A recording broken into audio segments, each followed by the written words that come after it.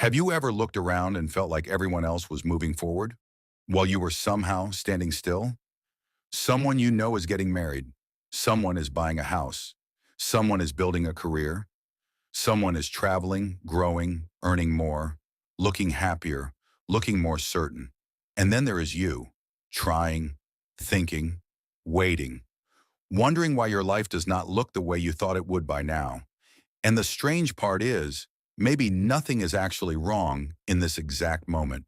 You may have food, a place to sleep, people around you, plans in your mind, but somewhere deep inside, there is this quiet pressure, a feeling that says, you should be further by now. You should have figured it out already. You are late. And that feeling can be heavy, because feeling behind in life is not only about time, it is about identity. It is the painful gap between the life you imagined and the life you are currently living. Psychology says this feeling often comes from social comparison. Your brain is constantly measuring where you are by looking at where other people seem to be.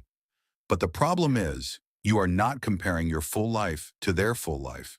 You are comparing your private struggle to their visible progress. You see their engagement photo, but not their loneliness before it. You see their new job, but not the years of rejection. You see their confidence, but not the nights they questioned everything. You see the result, not the emotional cost. And because of that, your brain creates a false timeline, a timeline where everyone else is on schedule and you are the only one falling behind. But that is not reality. That is comparison without context. One reason people feel behind is because they are grieving an old version of their future. Maybe you thought your life would look different by this age. Maybe you thought you would be more successful, more confident, more loved, more stable. Maybe you imagined a version of yourself who had already healed, already chosen the right path, already become the person you were supposed to be. And when real life does not match that image, it can feel like failure. But sometimes what you are feeling is not failure. It is grief. You are grieving the timeline you thought you would have. You are grieving the younger version of you who believed things would happen faster. You are grieving the idea that life would unfold neatly if you just tried hard enough. And grief takes time, even when nobody else can see it. Another reason people feel behind is because they underestimate what they have survived. Some people judge themselves as if they started from the same place as everyone else, but they did not. Some people had to spend years surviving instead of building, years managing stress, years healing from family patterns, years carrying responsibilities too early, years trying to understand themselves while everyone else seemed to be moving smoothly forward. And when you spend a long time in survival mode, growth does not always look visible. Sometimes growth looks like getting through the day without falling apart. Sometimes progress looks like finally setting one boundary. Sometimes success looks like not going back to something that destroyed your peace. But because those victories do not look impressive online, people dismiss them. They think, I have done nothing. When in reality, they have been rebuilding parts of themselves that no one ever saw break. This is why feeling behind can be so unfair. You measure your life by external milestones, but your deepest work may have been internal. Nobody claps when you stop abandoning yourself. Nobody gives you an award for becoming less afraid. Nobody posts about the moment you finally realize you deserve better. But psychologically, those moments matter. They are not small. They are the foundation for everything that comes next. There is also a quiet shame that comes with feeling behind. People may not say it out loud, but they feel embarrassed. Embarrassed that they are not where they want to be. Embarrassed that they still feel confused. Embarrassed that they are still starting over. So they hide. They avoid questions. They change the subject when people ask about their future. They smile when someone says, so, what are you doing now? But inside, they feel exposed because that question does not feel simple. It feels like a test they are afraid they are failing. And over time, this can make people withdraw, not because they hate others, but because being around people who seem ahead can make their own life feel even smaller. Another part of this feeling comes from the pressure to have a clear identity. People do not only ask what you are doing, they ask who you are becoming. And when you do not have a clean answer, it can feel like you are disappearing. You may be in between versions of yourself, no longer who you used to be, not yet who you want to become.